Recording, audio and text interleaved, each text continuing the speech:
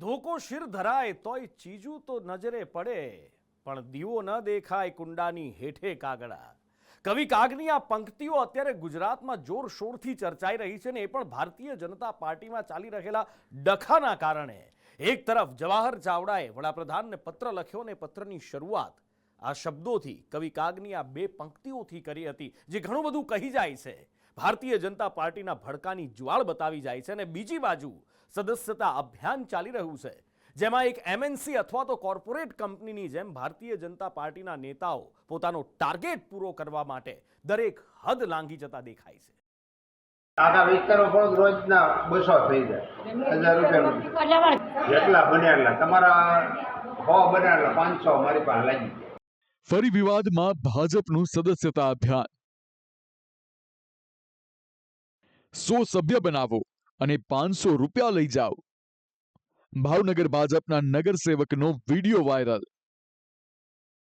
તારા 100 તું કરી દે ને, 100 મને આવા ફોટા તાર તરત મોકલી દેવાના, એટલે એનો તને આ મેં તને કીધું એ મળી જાય. પૈસાના જોરે અભિયાન ચાલતું હોવાનો આરોપ.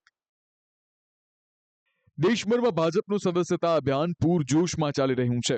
ગુજરાત ભાજપે પણ 2 કરોડ સભ્ય બનાવવાનો લક્ષ્યાંક સેટ કર્યો છે, જેના માટે હાલ ગુજરાત ભાજપ એડી ચોટીનું જોર લગાવી રહી છે.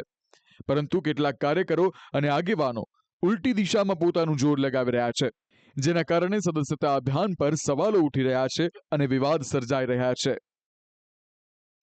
9 સપ્ટેમ્બરના રોજ સુરેન્દ્રનગરના વઢવાણમાં શાળાના બાળકોને પાર્ટીના સભ્ય બનાવતા વિવાદ સર્જાયો હતો, જે બાદ હવે એક બીજો વિવાદ ભાવનગરથી સામે આવ્યો છે. ભાવનગર કોર્પોરેશનના નગરસેવક અને પૂર્વ સ્ટેન્ડિંગ ચેરમેન યુવરાજસિંહ ગોહિલ સદસ્ય બનાવવાનો ટાર્ગેટ પૂરો કરવા હોસ્પિટલ પહોંચ્યા હતા, જ્યાં તે દર્દીના સગાને ભારતીય જનતા પાર્ટીના સભ્ય બનવા આજીજી કરી રહ્યા છે. સાથે ઓફર આપી રહ્યા છે. 100 સભ્ય બનાવો અને 500 રૂપિયા લઈ જાઓ તેવી ઓફર આપતા પણ નજરે પડી રહ્યા છે. તારા 100 તું કરી દે ને, 100 મને આવા ફોટા તાર તરત મોકલી દેવાના, એટલે એનો તને આ મેં તને કીધું એ મળી જાય. એટલા બને એટલા તમારા 100 બને એટલા 500 મારી પાસે લાગી. જો કે આ વાયરલ વિડીયોની પુષ્ટિ સંદેશ ન્યૂઝ નથી કરતું, પરંતુ આ વિડીયોએ ઘણા સવાલો ઉઠાવ્યા છે. શું ભાજપથી પ્રભાવિત થઈને લોકો સભ્ય નથી બનતા? લોકો શા માટે ભાજપના સભ્ય નથી બનતા? સભ્ય બનાવવા પૈસા આપવાની જરૂર કેમ ઊભી થઈ? ભાજપના નગરસેવકનો વિડીયો વાયરલ થતા કોંગ્રેસ આ મુદ્દે આક્રમક બની છે. ભાવનગર શહેરના પૂર્વ કોંગ્રેસ પ્રમુખે આરોપ લગાવ્યો છે કે ભાજપની લોકપ્રિયતા નથી, એટલે તે પૈસાના જોરે સદસ્યતા ચલાવે છે. ભારતીય જનતા પાર્ટીના કે બહુ મોટી વાતો કરે છે, વર્લ્ડમાં મોટામાં મોટી સભ્ય નોંધણી વાળી પાર્ટી હોય તો ભારતીય જનતા આવી વાત તમે ને મેં બધાએ સાંભળી છે, પણ કેમ બને છે એ તમે જાણ્યું છે? ભાવનગરના જવાબદાર આગેવાન ભારતીય જનતા પાર્ટીના નગરસેવક સભ્ય નોંધણી માટે ભાવ નક્કી કરે કે 100 સભ્ય બનાવો એટલે 500 રૂપિયા. આ ભાવ. આ બધા વચ્ચે જૂનાગઢ ભાજપમાં આંતરિક જૂથવાદથી મોટો ભડકો થયો છે. પૂર્વ મંત્રી જવાહર ચાવડાએ જિલ્લા ભાજપ પ્રમુખ કિરીટ પટેલ સામે ગંભીર આરોપો લગાવ્યા છે. ભારતીય જનતા પાર્ટીનો નિયમ છે કે એક વ્યક્તિ એક હોદ્દો, અને તે પણ 3 વર્ષનો કાર્યકાળ.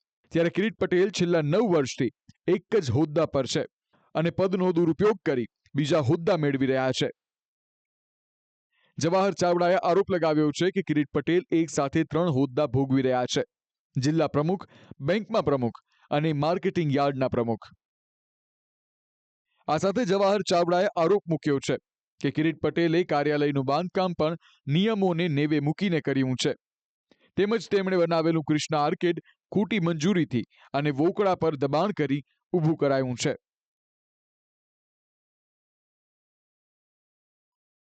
જવાહર ચાવડાના આરોપ લગાવતા પત્ર બાદ રાજકારણ પણ ગરમાયું છે. પૂર્વ પ્રમુખ કનુ ભાલાડા પણ ચાવડાના સમર્થનમાં આવ્યા છે અને 2 વખત કિરીટ પટેલને પ્રમુખ બનાવતા નારાજગી વ્યક્ત કરી છે. વ્યક્તિને એક જ હોદ્દો આપવો, એટલે એટલા માટે અમે રજૂઆત કરેલી કે ભાઈ જુનાગઢ જિલ્લાની વાત કરીએ તો અહીંયા કિરીટ પટેલ આગળ 2 હોદ્દા 3 હોદ્દા સતત એમ ન હોય. તો આ બરાબર નહીં. અને દેશ સંગઠનને મજબૂરી હોય તો અમારી જોડે ચર્ચા કરવી જોઈએ કે ભાઈ અમારી મજબૂરી છે કે આ વ્યક્તિને અમારે આ 2-3 હોદ્દાય આપવા પડે છે અને જિલ્લા ભાજપ પ્રમુખ તરીકે ઉપરી અમારે રિપીટ પણ કરવા પડે છે. જો આખા ગુજરાતમાં આવું ન થતું હોય જુનાગઢમાં શા માટે? જૂનાગઢ ભાજપમાં શરૂ થયેલા આંતરિક વિખવાદ પર જૂનાગઢ કોંગ્રેસે પ્રતિક્રિયા આપી છે કે સારો તે મારો અને કમાવ દીકરો સૌને ગમે તેવા ભાજપના હાલ છે. આપણી ગુજરાતીમાં એક કહેવત છે કે મારો એ હારો, કમાવ દીકરો સૌને ગમે. આવું જ કાંઈક જુનાગઢ જિલ્લા ભાજપમાં બની રહ્યું છે. આબકારી ક્ષેત્રની વાત કરું તો કિરીટ પટેલ જ્યારે મન ફાવે ત્યારે વિસાવદર માર્કેટિંગ યાર્ડના પ્રમુખ થઈ શકે, મન ફાવે ત્યારે જુનાગઢના માર્કેટિંગ યાર્ડના પ્રમુખ થઈ શકે. ગીર સોમનાથ જિલ્લામાં પણ, એટલે કે જુનાગઢ જિલ્લાની વાત તો બરોબર છે, બરાબર, જે જિલ્લા પ્રમુખ જુનાગઢના છે, પણ એને ગીર સોમનાથમાં જિલ્લામાં જઈને પણ માર્કેટિંગ યાર્ડ તાળાના પ્રમુખ થવાની છૂટ, કારણ કે ત્યાં કોઈ નેતા જ નથી. હું તો કહું જુનાગઢ જિલ્લામાં પણ ભાજપના કોઈ નેતા એવા નહીં હોય, મને લાગે છે કે જેથી કે જે હું કિરીટ પટેલનું સ્થાન લઈ શકે એવા. આમ હાલ રાજ્યના પોલિટિક્સમાં ભાજપની ચર્ચા ચગડોળે ચડી છે. ભાવનગર ભાજપના નગરસેવકના વિડીયોથી સદસ્યતા અભિયાન પર સવાલો ઉઠ્યા છે, તો જૂનાગઢ ભાજપ નેતા જવાહર ચાવડાના પત્રથી આંતરિક જૂથવાદે ચર્ચા જગાવી છે. ત્યારે શિસ્તબંધ ગણાતી પાર્ટી ઘીના ઠામમાં ઘી કેવી રીતે પાડે છે તે જોવું રહ્યું. બ્યુરો રિપોર્ટ, સંદેશ ન્યૂઝ.